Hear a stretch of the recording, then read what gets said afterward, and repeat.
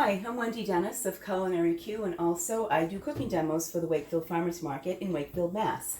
And although this segment is about my recipe entry into the Bon Appetit and Mushroom Council Blended Burger Contest, it also is using just about everything from the farmers market, from our local farmers. So there you go. So first I'm going to start with, the whole idea of the contest is to stretch the ground beef or what, ground beef further than if you just use just beef in your burgers. And I've added an extra punch because I'm also adding other veggies in with the mushrooms to then add to the burger. So here's what I'm going to do. The whole idea is, I'll do this on this burger so you can see, the whole idea is to cook, you cook down the mushrooms before you add them into the ground beef. What I'm doing is I'm going to dry roast. Now this is 8 ounces of mushrooms. I've tested the recipe with just plain old white button mushrooms. Works fine. This happens to be a portobello and some shiitakes from Fat Moon Mushrooms, which are sold at our farmers market here in Wakefield, Mass. So I'm just going to put these in. I forget where I heard about dry roasting mushrooms, but I was originally did it with one of those lime main ones. I think that's what it was. And it came out great. But I figured I would dry roast because it doesn't. I think it intensifies the flavor. So it's going to take a little while. I'm not going to make you watch me. So I will be back. Okay, so these have been cooking for a couple of minutes, but they're still, see how shiny and watery? Not done yet. Look at all that condensation coming out. So we really want them dry, otherwise they're going to... If you were just doing mushrooms and the burger, you can just saute them in oil if you want. But because I'm also adding a mixture of finely diced or shredded cabbage, carrot, and onion into the burger, just to give it even more of a veggie punch. But I've tested this a few times. The first time I dry roasted the mushrooms, took them out of the pan, sauteed the cabbage and carrot, added the mushrooms back. And while that was cooking, made the coleslaw. Actually, it was able to prep the whole thing ready to go on the grill or in a pan in just about an hour. Just so you know. It could be quicker if you cook the mushrooms and the veggie mix simultaneously. I don't know if it makes that, but then you dirty 2 cans. Now, today I'm doing something a little different. I'm going to do these in 2 different batches. 2 burgers are going to have just the regular cabbage, red cabbage you get any time of year, which I did happen to get all of these from Farmer Dave's. Oops, let's make sure we don't saute them too much, shall we? No burning. So I'm doing these because the other 2 burgers I thought I would use, here I'll show you. Oops, I spill all the water. I was just freshening this. It's hot soy or Chinese flat cabbage or whatever, but I got this from Farmer Dave, and I figured I'd try this. It's not in just 2 of the burgers, not all of them, because if it doesn't come out right, I still want to have a good dinner tonight. But anyway, so I used this. It's about equal leaf stem amounts, about 2.5 leaves. But I went up to 3 ounces instead of the 2 ounces of cabbage because there's more moisture, and because I know it's going to cook down more. And I don't want it to be too mushy because then it's going to be too mushy. Because whoops, turn this down. Time for my trusty fish spatula. Really great to scrape things off when you're stuck, or just when you really need a nice sharp. I like when you're frying fish. It's just hence why it's called a fish spatula. Anyway, I'm gonna. These are getting close, but I am going to straighten up all the big bits. I'm going to put this on very low. Back here. Check my cabbage. Let's see. Do the sizzle, sizzle, sizzle. I know the banging's really loud. Oh, forgot. Whoops. I always do that. Sorry. I meant to turn the fan off. I'm not a professional yet.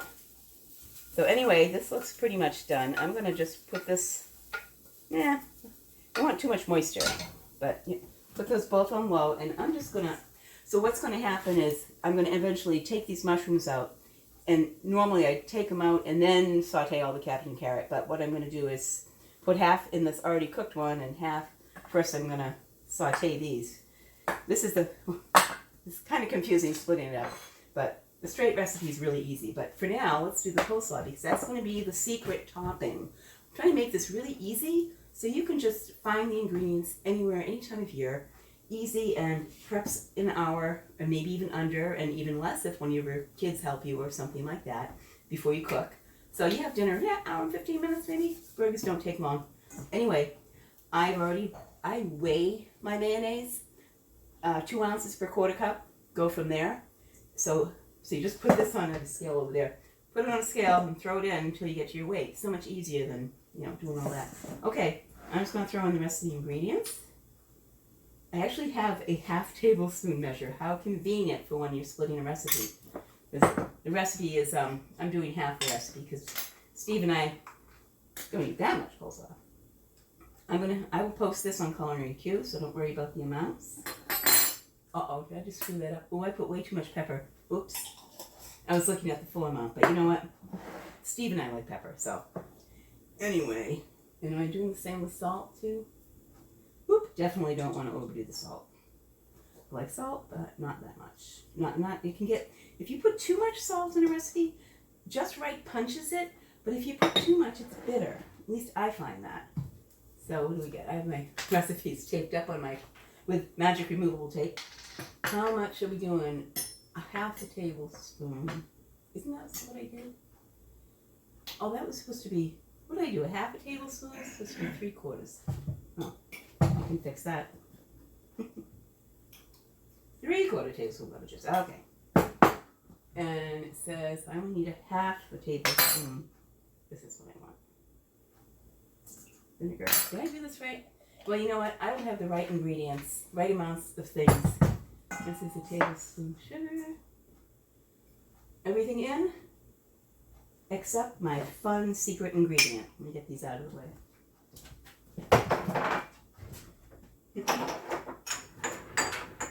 Oh no, there we go. My mom always I think she always put poppy seeds. Anyway, I like to put poppy seeds. That's about 1/8 of a teaspoon. Yeah, a little more. They're fun. Okay, and I'll be back with the cabbage and carrot. Okay, so the mushrooms have gotten dry roasted. Pretty much. There's still a little bit of moisture, but we'll take care of that real soon. Now, again, this is going to look a little funny because I'm doing half of the cabbage, half of it with regular cabbage and half of it with the tatsoi. So let's just pretend there's more cabbage mixture going in here. So I just put a little olive oil since there isn't going to be a ton, but rather than use a new pan, just do it here. And see, in the meantime, when those mushrooms are dry roasted, I would have done the coleslaw. Like I said, I did it all in under an hour. It's just a little more complicated today because, okay, I've just added all those ingredients. While that pan's heating up, whisk this away. Whisk. And then we'll mix it in. Oh, this is getting ready. Here we go. Now, time to saute the veggies. Yes, we'll just do. What?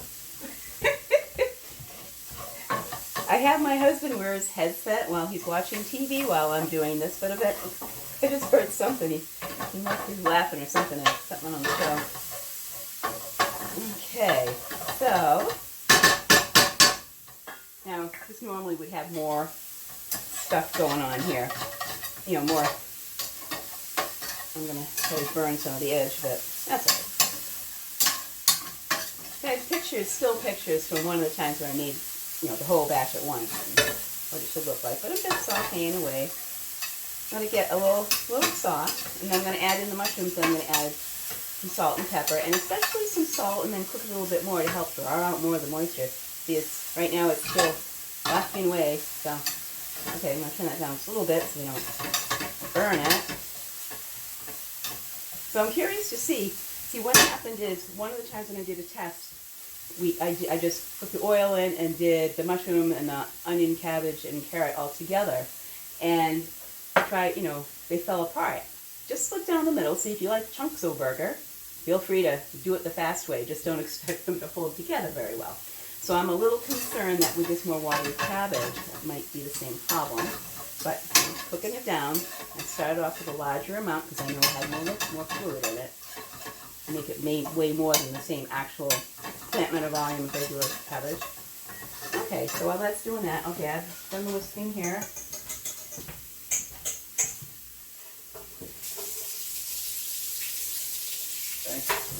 My mom taught me to totally clean up as I cook. I try to do that. I'm gonna throw the... Now, so the recipe I use for coleslaw is really simple, really easy. I like simple and easy. And it has, you know, the proportions of everything for a 14-ounce bag of shredded, you know, coleslaw mix or cabbage and carrot. So, first of all, I'm doing mine from, you know, my own veggies whole, and then slicing up. And also, I'm only doing half the amount.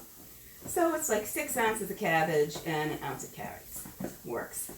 Thereabouts. I mean, you know, if you like more carrots, fine. You might want to put some onion in here. You might not want poppy seeds. You might want to put celery seed. That's another thing I think my mom did. But basically, here it is. It's this lovely coleslaw. And this is going to be the secret topping on my burger, just to make it fun. I chose coleslaw because everyone has it. Most people like it. And if you haven't, it's barbecue.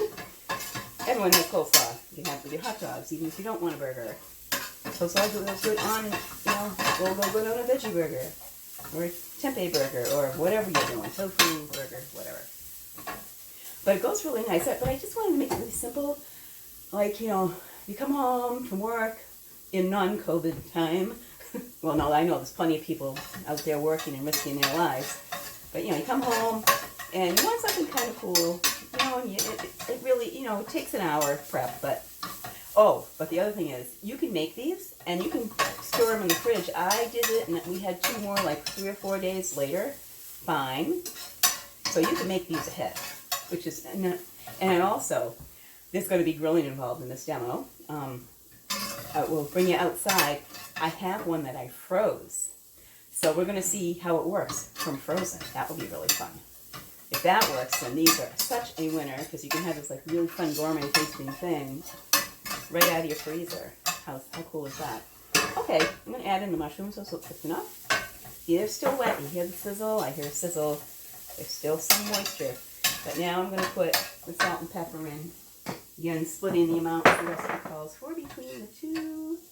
And the salt helps draw out the moisture. So this will help bring out a little extra moisture just to make sure you're not going to have soggy burger bites instead of burgers. So, okay, I know, clang, clang, clang. Where's my pepper? Okay, I often grind my own, but if I don't, this is, if you can see this, it truly is the world's best ground pepper. This stuff is real good. Penzies. You smell it, it's like, so, I mean, I like to do the grind thing, but, like, and normally I guess I would for this too, but I wanted to do a little plug for the pepper. It's really good. But what this is good is when you just want it, it's very fine, just to do like a dusting on something. Oh. And it's really good. And this is, I've had this for a while, so it's not like it's brand new open, and it still smells fabulous. Okay, so, and I'm going to make you not watch for a moment while this has to cool down. I'm going to cool it down now. And I'll mix up the burgers, and then we'll go out and grill them. Oh my God, I've never done grilling. Oh, we're going to do a steak one too. Not tonight. Okay, so here we are. Oops, dirty pan. Oh well. Okay, so I'm trying to keep track of, so I'm going to try at all times to keep the one with the regular cabbage on the right. Regular, right, got it. And this is the one. So, looks a little more moist. This is the one with the tot soy. You can really see, that's that. So, oh, and also, this looks rather succulent and lovely.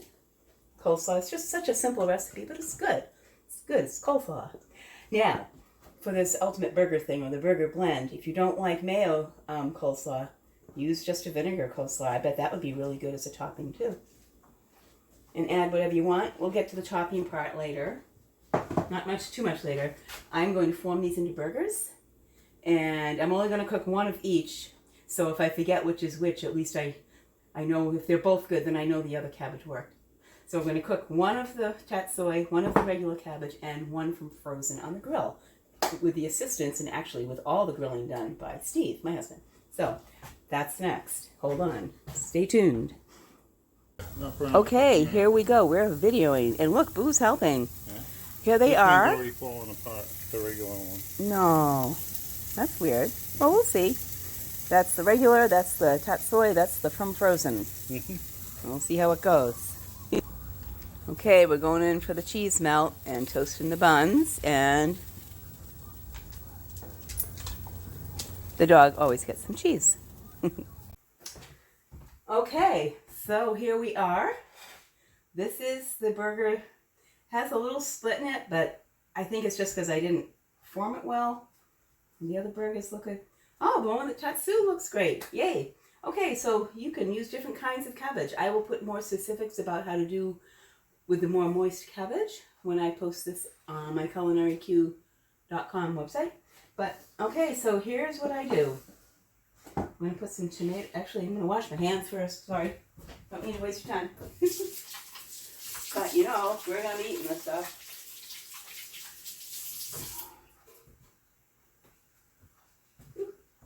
That's a clean towel. Okay, so basically, probably want a smaller. Let's see how we're going to do this. I can use my hands because this is lovely Cabot cheese. If you can get local, even more local than Cabot, go for it. Like for the farmer's market in Wakefield, Cambridge cheddar from Jane is great. But, you know, I've tested this with just, you know, well, I use Cabot cheddar, but it's cheddar. So this is just a kind of a plain, simple thing. I got some sliced tomato. I have, let me use a different spoon. Probably about a quarter cup of cabbage. A little bit more.